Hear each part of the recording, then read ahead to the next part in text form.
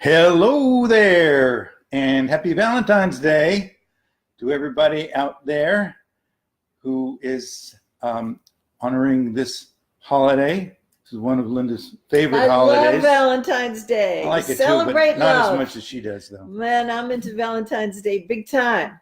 Yeah. So we're gonna give you a little Valentine's gift today, which has to do with creating what is commonly known as a healthy work-life balance, which I think is kind of a misnomer because that term suggests that, well, there's life here and then there's work here, as though those two things are separate and distinct.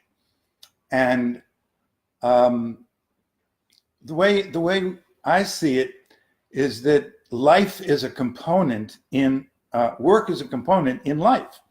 And so it's not a matter of creating an equal distribution of work and life, because balance means that two things are equally distributed and there's equality in terms of the weight that they bear. But really, we see it as life has many different components, one of which is work. And if you need to polarize it and say, well, what else is in life besides work?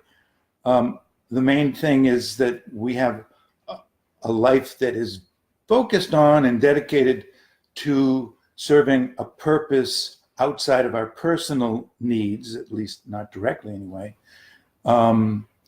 that have to do with a function that we're dedicating a certain amount of time and energy to.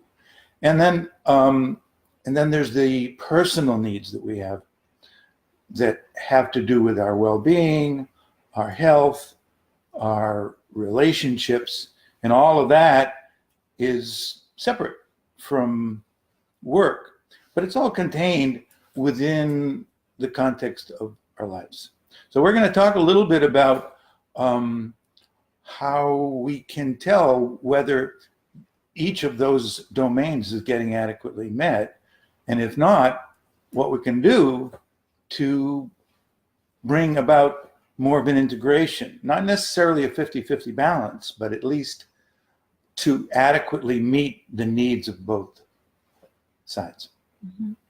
So there's a big cultural influence that often isn't so obvious to people because we live in a highly materialistic, competitive society that actually presses people in our culture to work a lot. And if you look at some of the other countries, they give more vacation time and paid vacation, and they have more flexible work hours, and they give you paid maternity and paternity leave and provide convenient, low-cost childcare. And there is a component where the whole culture has us working a lot. And I sometimes refer to that as the tail wagging the dog, that we really want to have work in its place, not be the main event, but an important part of our life, but to have the other parts of our life, like our relationship with our beloved partner, if we have one, like our relationship with our kids, if we have some, like our relationship with ourself or to spirit, nature, or creative expression, to have really healthy boundaries around work. And we've worked with a lot of people over the years that we've been working with couples who work took such a big bite out of one of the partners' life, or sometimes both, that their relationship wasn't getting the infusion of time and attention and care. And many years ago, fortunately, many years ago, we were one of those suffering couples. Mm. And so one of the reasons that I'm so happy that we're doing this presentation today is because I would like to save the listening audience some trouble, if I can. To beware if you feel stressed out because you're working a lot. Even if you enjoy your work, it can be too much of a good thing, and it can create stress. And particularly if you're raising children. This Hastings Institute, which is a part of the University of California research system, looks at the laws that help to protect the family about not working so much that the family is compromised. And they investigate all kinds of things. And one of the things that they ask on an inventory is, do you experience a high level of stress? So I was surprised to find out how high the numbers actually were. 90% of the women who are moms say they experience a high level of stress, and it's even higher for the men. 95% of the fathers say that they experience a high level of stress. There's something wrong with this picture here. When that large numbers in the population are not really thriving in their life because stress is eating their shorts, you know? So I really want to stimulate you to do an honest inventory about whether you feel that you have work in its place or whether it's encroaching on some of the other parts of your life where you derive enjoyment. We want people to be really alert and aware and to be determined to create the life that they want to have. Don't think you have to risk getting fired at your job. We just have to be very intentional about how we keep work in its place so it doesn't take too much of our time and energy and create stress. So I remember way back in the day, and it was quite a few days ago when, years ago, when the day was happening, and I was one of those people who was living an unbalanced life in terms of putting the vast majority of my energies and time into work. And, you know, there's a finite amount of time and energy that we all have. Yeah. Can't get more than 24 hours into a day. You have to get a certain amount of sleep.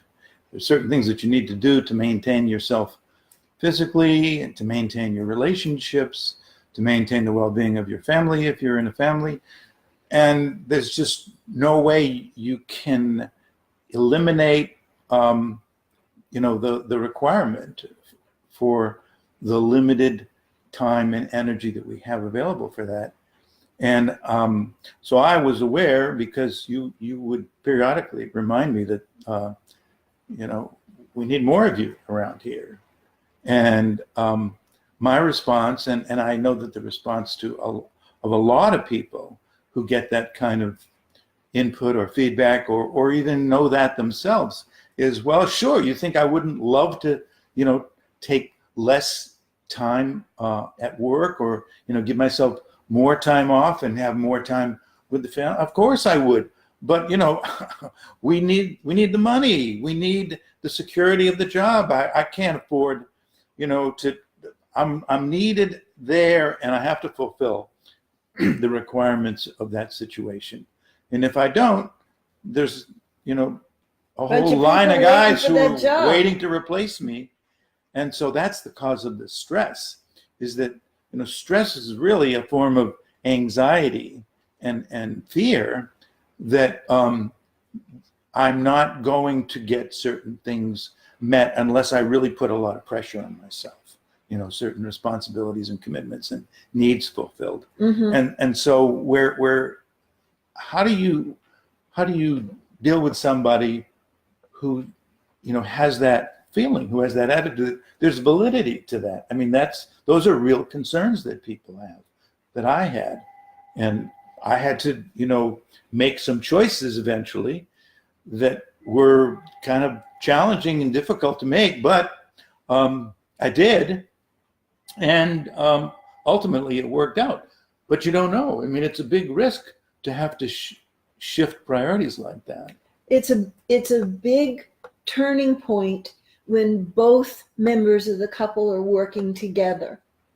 And I wanted to illustrate with a case of people that I worked with some years ago, and I changed their names and called them Brett and Toby.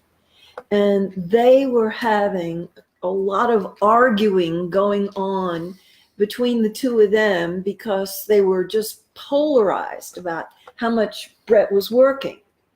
And she would shame him and blame him. And she'd say things like, you care more about your job than you do your family. What's wrong with you? And of course, he would get defensive when she would attack him and criticize and judge him. And he'd say, you just don't understand.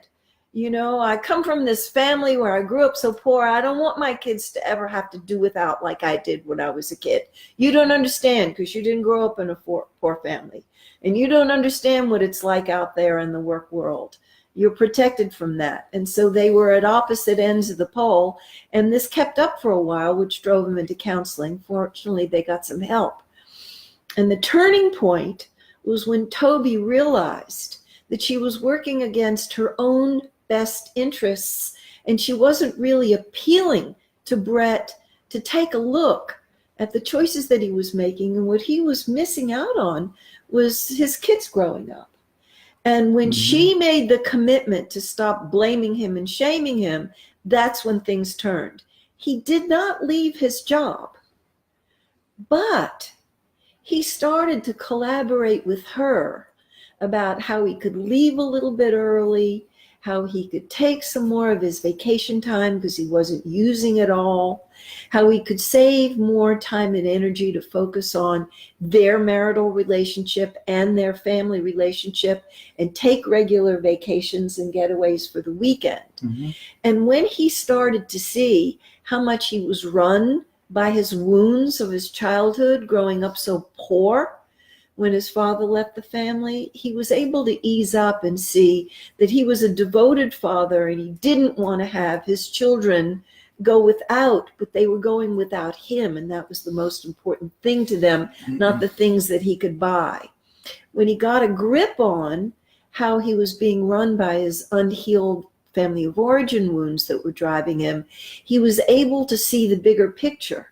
And they were reading this research about how people in this country don't take their vacation days, how people in this country are disadvantaged by not having, easily accessible, affordable childcare. And they were able to design a little sanity for their family, even in, the prevailing drift not being supportive of family life. And they really had a breakthrough without his having to leave his job, just by getting out of the polarized, heels dug in cement and make each other bad and wrong kind of a scenario. They started to collaborate in good faith with each other.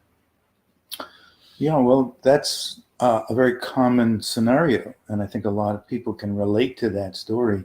And not just people who came from, dysfunctional families, although many of us have come from those kinds of families. But there's, as you mentioned earlier, there's a cultural influence here that even if, you have a very healthy psychological, emotional background, the work environment for many of us is one that does not promote personal and interpersonal well-being. Although, the companies, many companies may claim that they want their employees to have healthy relationships with their families because they know that ultimately that's going to enhance their productivity at work. There's still an awful lot of pressure and an expectation on people in the workplace who are dealing with not only their own concerns and internalized stress and pressure about it, but the work culture itself is putting that on them. And so this is something that even though rationally we can know it's the right thing to do, it's going to require a certain amount of courage to take some of the risks that this person that you're talking about had to take, to be willing to try to negotiate with the powers that be at work to see if there may be some wiggle room here, because I'm really needing to do this. I want this job to work for you and for me, but here are some of the things that I really think would make a big difference for me. And sometimes we just assume that we don't have as much, there's not as much flexibility in the system as there is. Sometimes we underestimate it. Sometimes we don't. I mean, sometimes some systems are very rigid, and it is my way or the highway. But what I have found, and what I found back in the day, was that if I was willing to propose certain things or make certain requests, that although they weren't all accepted and adopted, there was more space there for me to influence the system than I realized. Absolutely. But I had to be willing to risk showing up as somebody who was complaining, somebody who was not, willing to kind of tough it out and do what I needed to do. I didn't want to appear to be, a wimp and not be able to, I can handle it, just lay it on me, whatever. So I had to be willing to risk expressing some need for something that would enhance my own well-being. I think you're absolutely right about people not even trying to see what they can negotiate. No. This Hastings Institute, that's part of the University of California, who watches, what families are doing with work and family life, they did a piece of research comparing the amount of sheer hours worked on the job in 1979 versus 2006. And it was 11 hours a week more that people worked in 2006, which doesn't sound like a whole lot until you total it up. It's 572 hours in a year that they work more than people were working at the end of the 70s. So that's the equivalent of about 12 weeks of work on a 48-hour. It's a lot of extra work. Now, I don't know what the statistics are right now, but I do know, since that piece of research was done, people are much more on their email before they even go to work. Sometimes they're on their email while they're on their lunch break and after work. That's right. And so their work day is actually getting longer than the hours that they're on the job. Well, and they're taking their phones and their vacation. tablets, and so they're not really taking the time that their employers may sanction for them to have, so that they won't burn out, so they won't be stress cases, and when they're working, they'll actually be more productive on the job and less likely to leave. And so I think for every family to have this conversation about, is the tail wagging the dog or is the dog wagging the tail, is that really working for us? And if not, what might we want to tweak? What might I want to propose? Maybe I'm not going to take the raise. I'm going to take more days in vacation. Yeah, that's right. Maybe I'm going to shift my hours. And I think that if people get really clear, and if they're backed up by their spouse to do it, some of the employers would have hopefully more flexibility than could be assumed in the beginning. One of the things that I love that. I think that's great what you're saying, and it's very true. It just reminds me that one of the things that I have often said to people who claim that they are in this bind, and it certainly is a bind, it can be, is to really make your very best effort to be the best employee you can be, to really be as competent, as respectful, as supportive of your company's or your organization's vision, and show up there as somebody who's really dedicated to being the best you can be and providing as much as you can. Right. The more successful you are at showing up that way, the more your participation in the organization is going to be valued. The more it's valued, the less willing people are going to be, the powers that be, to risk you becoming unhappy and losing you. And you're going to have more leverage. You're going to have more leverage if you really are a loyal and dedicated employee. And that doesn't mean that you're necessarily going to have to work more hours to prove it. You can demonstrate that without taking on an extra hour, just by showing up and by presencing yourself while you're there in ways that people recognize and feel your commitment. So being the best possible employee, the committed, dedicated employee while you're on the job is definitely a way to move the system into a thrive realm, and to collaborate with your spouse and to have meaningful conversations about how you can mutually support each other to get the most out of the system. And then there's another piece, and this is more of political action.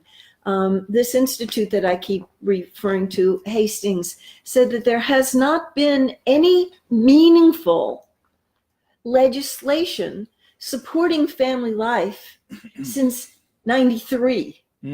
I mean, the way the laws are set up is still in the dark ages back in the 60s, when a lot of families just had the man working, and the economy was such at that point that you could afford your mortgage and your utilities and gas for your car. It's a different world now. And somebody could be home with kids. And the majority of people are two working parents. 2 paychecks. But the laws haven't caught up to support the changing lifestyle that we live in now. And it's very interesting, because when you compare that to some countries, particularly the Northern European and Scandinavian countries where we have spent some time, the legislation there is constantly being updated in terms of creating more family-friendly because the voting public demands it. Right, exactly. And the system has incorporated those values into the workplace. And strangely enough, productivity has not gone down, even though a lot of these places have lowered their work weeks from 40 hours to 37 or 35. And they've found that the results are not only as good, but in some ways better than they were before they instituted some of these new policies. My goddaughter had a baby girl this morning, born on Valentine's Day. She's going to take a very brief maternity leave and go back to work full time. If she was living in one of the Nordic countries, she'd be paid salary for a year. And they would hold her job for her. That's right. To come back. That's supporting the family. Yeah. And they have come to, people in those countries have come to see that as normal. That's the way it is, even though 15 years ago it wasn't, but it is now. And when they look at the policies in not only this country, but in other Western countries, but particularly in the US, where we have more limited maternity leave and practically non-existent paternity leave.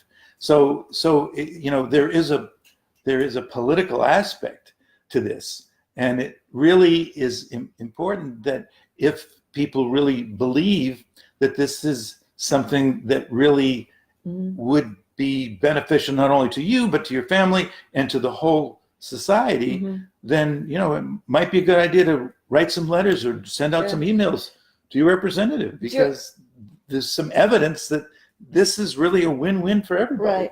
George Lakey told me that if you're in Denmark or Sweden or Norway and you want to stay at work past 5 o'clock to finish up some work, Oh yeah, they look down their No. nose of disapproval of you and Yeah. tell you to go home. They don't want That's you right. to overwork. That's right. Yeah, it's very different. Sounds like a good idea So to me. we have something to learn from some of these countries who are instituting some worker family friendly policies. Mhm.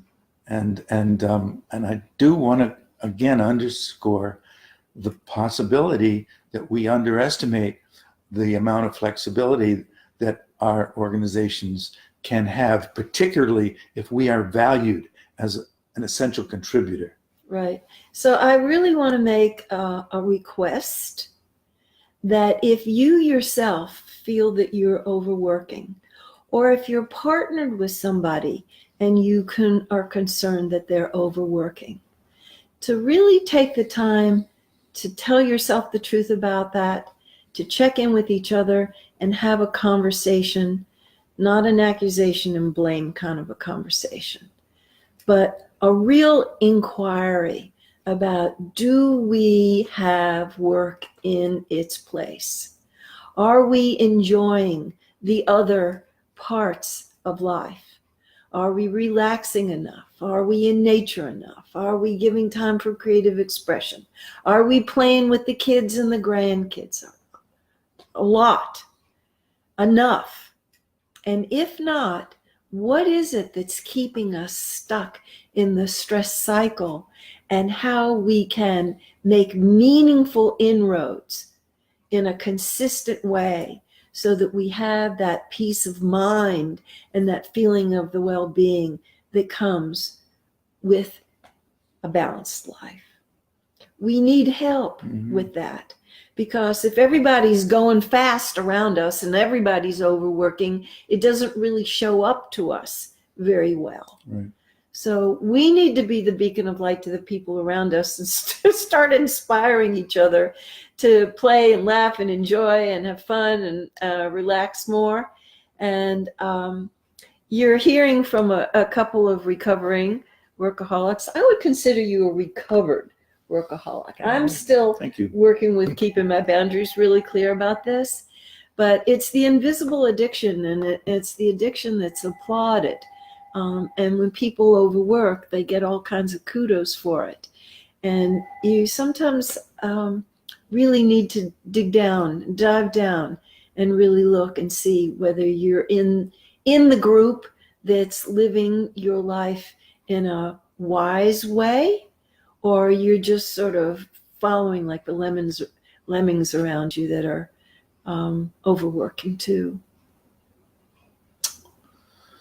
So give yourself some time off this week and celebrate Valentine's Day. Yeah. Or like Linda says, celebrate Valentine's month.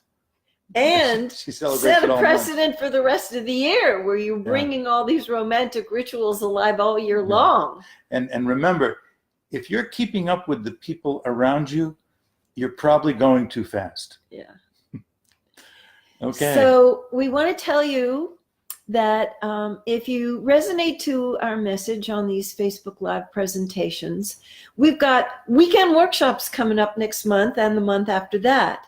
And so you may want to come, and please tell your friends, if you have friends who need a little shot in the arm for their romantic partnership, that we're teaching secrets of great relationships at Esalen Institute in March. The dates are the weekend of March 22nd, Friday through Sunday. And if you haven't ever been to Esalen, it's glorious. It's on the banks of the Pacific, and you'll just have a marvelous experience there. And then the weekend in April, after Easter weekend, we're in Scotts Valley at the brand new, beautiful 1440 Multiversity, also teaching secrets of great relationships. So there's two opportunities for you. Also want to tell you to tell your friends to take a look at this. There may be somebody that stands out in your mind, or maybe a few somebodies who stand out in your mind who don't have their work and life balance in good shape, that may need a little inspiration from this talk. And tell them to follow us on Facebook. And last but not least, I want to tell you about the free ebooks. And there's one on sex, there's one on the 10 most important things I wish I had known when I got married, and then there's one on the end of arguing. And you get them by signing up for our email list, and we'll get them to you, and you can download them for some inspiration that way. And next week's topic is our closest relationships are our mirror. It's a splendid way to learn things about ourselves by looking in the mirror of our close relationships. It's a magic mirror. Sounds interesting. Well, hope to see you then. Have a great week. All the best.